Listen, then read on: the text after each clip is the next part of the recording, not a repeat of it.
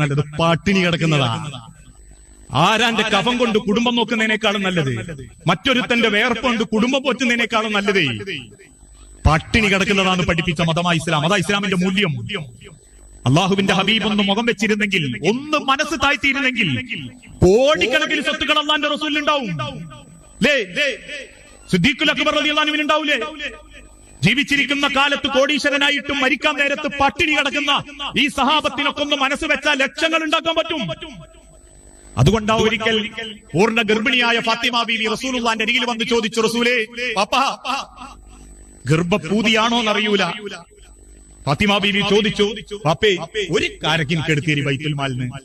അല്ലാഹുവിന്റെ റസൂല് പറഞ്ഞു, മോളെ ഫാത്തിമ, അതെന്റെ വാപ്പന്റെ മുതലല്ല, അത് ബൈത്തുൽ മാലാ മോളെ, അത് ബൈത്തുൽ മാല. ഇന്ന് എല്ലാ രംഗത്തും അങ്ങനെയാ. യതീം മക്കളെ സമ്പത്ത് മോഷ്ടിക്കുന്നവരില്ലേ? അനന്തര സ്വത്തിൽ കള്ളത്തരം കാണിക്കുന്നവരില്ലേ?